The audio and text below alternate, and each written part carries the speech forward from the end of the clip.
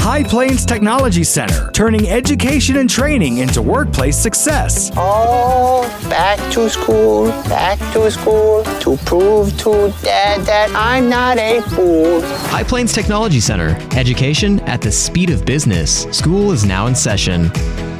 Here we are Wednesday morning. Taylor Burnett got a couple of guests with you this morning on a, man, you can feel the fall crisp air out in the plains now, can't you? Yep, it's better than walking outside and starting to sweat immediately. I don't know. I kind of like the starting to sweat. That voice you heard was Mr. Introduce yourself. Mr. Gaines. All right, Mr. Don Gaines. So go ahead. And then I brought a guest with me. Well, okay. You're gonna make her introduce her. I was gonna let her do it. Okay, go God, for you're it. stealing thunder. Yep.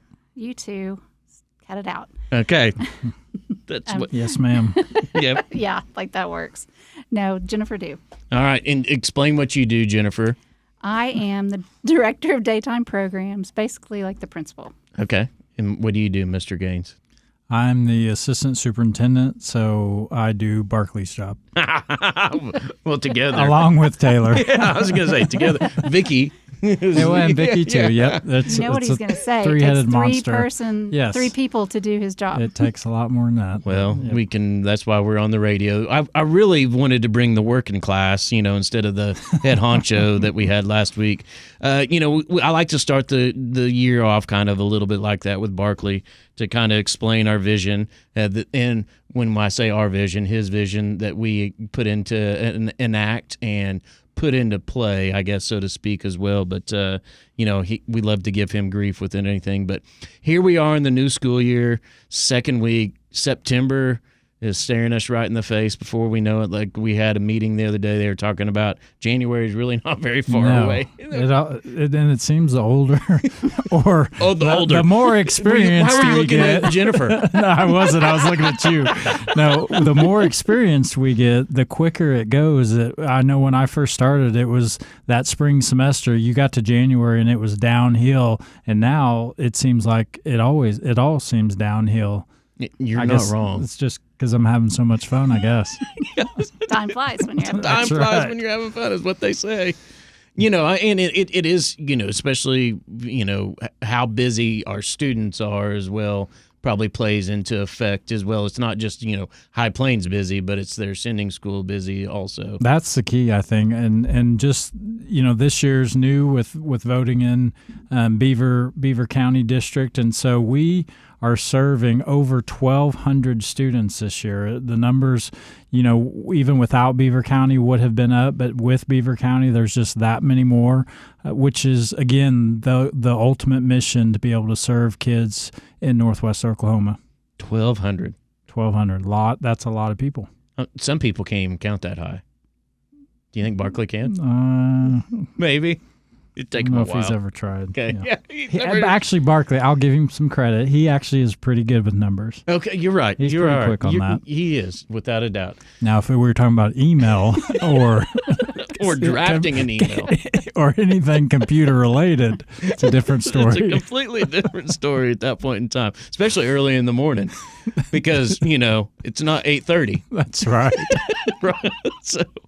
All right. So what I want to do is I want to talk to you because really you guys are the crux of what's going on at school, with everything. Yeah, we serve business and industry, but we are a school first, and that's what's important, and that's what's vital, and that's what you both kind of do. So when you talk about these first few months of chaos, what's kind of the most chaotic thing for you, Jennifer? Probably all the career tech student organization interviews. They're all busy electing their officers, and they like to have other people sit in on that. So I serve on that a lot. I know Mr. Gaines sits in on quite a few, and Mrs. Halderman.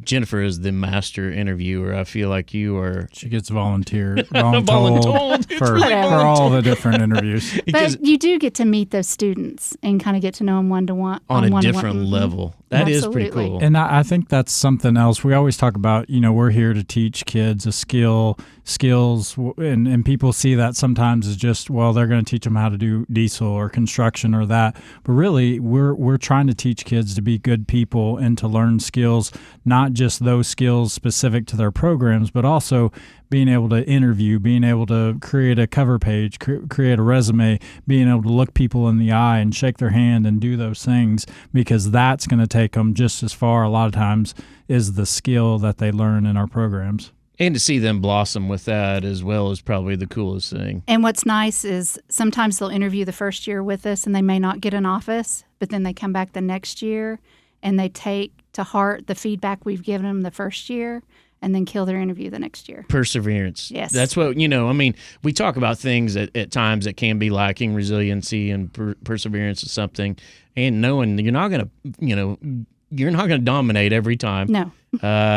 Even as an adult, probably especially as a parent, especially as a Absolutely. husband, but right. You're not going to dominate. That's really going to get Jennifer's I laugh. think Tara's calling. Oh, wait. Yeah. So, with things, and that's the cool thing about that, because I think at times, resiliency can be lacking a little bit, but you talk about skills, and those skills that you just mentioned, the business world talks about those skills as well.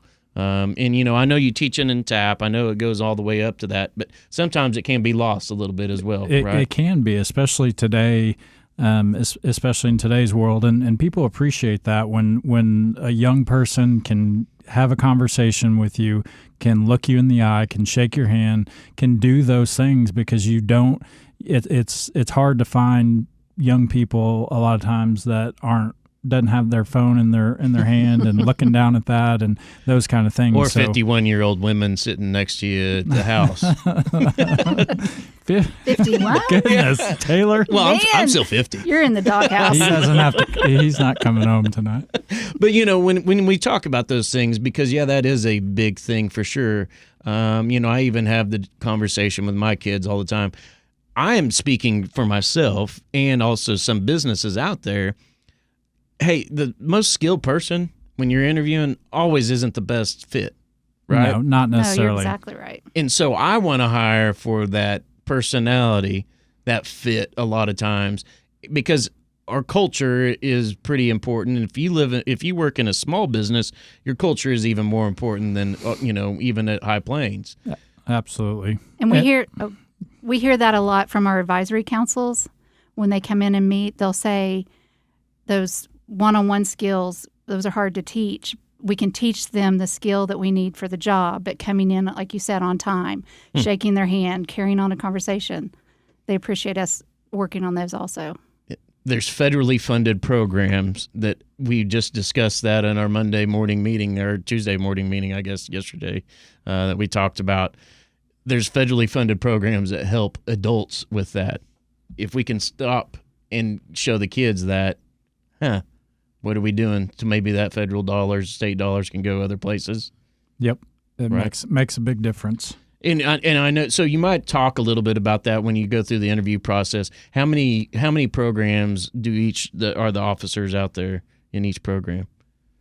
Different ones have different amount of officers. It just kind of depends on the program, But within Skills USA, we'll probably have 15 to 20 different officers throughout diesel and construction and those programs. We have our HOSA program. They have a large number of students, so they'll actually have morning officers and afternoon officers. So just it kind of depends on the program. In construction, we actually already have district officers. There's 2 students that are doing that. And they've already gone to a leadership conference and getting ready for their fall leadership that'll be for the state, and they help lead that conference. So, we try to put a focus on officers and leadership, so that, again, that's just one more skill that we give our students. So Jennifer, when you talk about what they're kind of looking in, for these officers, I know you're familiar from, Catherine with the FFA deal. A lot of people really don't understand the correlation with our state level officers and our local officers. Same thing a little bit with FFA, correct? Yes. So, the convention, you just threw me for a loop. I did not even know that each division had their own convention. Yes. Okay. So, see, here I am almost 15 years, and I've learned something. And they both do a fall convention and then a spring or summer. Okay. spring. And typically in the fall, it's more of a leadership. It's kind of learning and getting those skills. And then in the spring, they will actually get to compete. It's a leadership conference, but they get to compete in their skill, or there's leadership competitions or things like that. So they get to choose kind of which direction they want to go. So do you feel like this is one of the busier times for you guys, or do you think it's the year end is always because it's very chaos? I think spring for me personally is busier. Definitely spring. It's just people are coming and going to these conferences, going to the competitions, students out on internships, students out on clinical rotations. The spring is definitely busier, but that's not to say we're pretty hooked up here at the beginning of the year. So when you talk about internships, both of you, so are we always looking for people to help with those internships in some of our programs? Absolutely. We're always looking for partners that are looking for people to grow as their own, just kind of as we're doing within our organization. But we're always looking to put people out there. You know, for health, we do clinical rotations.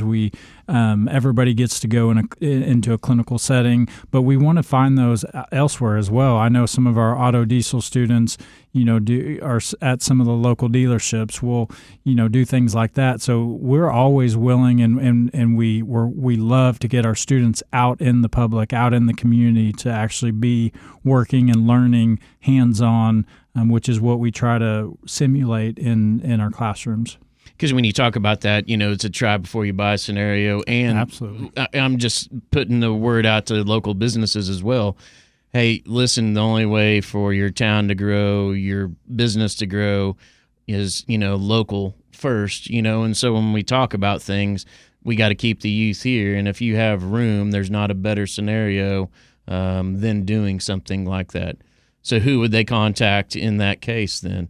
They can contact me at 580-571-6162, and I'd be happy to get them set up with a program. And again, we want to get our students out there. We want to get experience for them. And so if there's things that you think or even you think would be a chance, please give me a call, and we'd be happy to set you up with a student that can learn, that will be willing to learn and hopefully go the next step. Because I talked about this a little bit with Barkley last week, and we'll touch on it a little bit now as well. As we are running out of space. We are trying to be very observant of our community and our area. But with some of this, too, it also depends upon how much room we have to grow and what we can do. Because what our ultimate goal is what? As a school. What do you think? Well, I'm really putting you on the spot. I can see. Well, I don't have Katie to remind me what the mission statement is, but no, I mean, our ultimate goal is to grow students, to provide, I think it's workplace training for, what is it? Education at the speed of business. That's exactly what I was trying to say. Thanks, Katie. Yep. No, I mean, we are trying to put students in a place to grow. To get a job and or to go to the next level, whether that means higher ed or another post-secondary education. We're trying to put students in position to be successful in their future. Because, Jennifer, when we look at follow-up reports. Yes. Yeah. October. I know. It's always a fun time. Yes. So, talk about that on the follow-up reports, because one of the end results, Mr. Gaines did mention some of it, but there's other things to it as well, right? In military service, yes, job, college, where they work, what their next step in life is. We track them. And I wish there could be a way to put that out there a little bit more with things. I know that we are working on it, but our State Department should be working on it a little bit more as well, because that's an interesting report, really, when it comes back, because wind is included in that, and it's mind-boggling with us.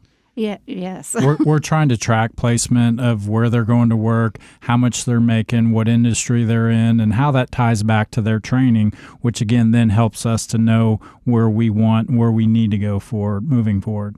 Okay. Well, thank you both for coming in this morning. Yeah. I'm already finished, because guess what? I've already learned my one thing today, so that doesn't mean I need to go into work. I've learned about the conferences that the programs have. So I'm out of here. All right, so tell Barkley that's where I'll be in about an hour. That's where he'll be. Yep, yeah. So, all right, thanks a lot, and we'll see you all next week. See ya.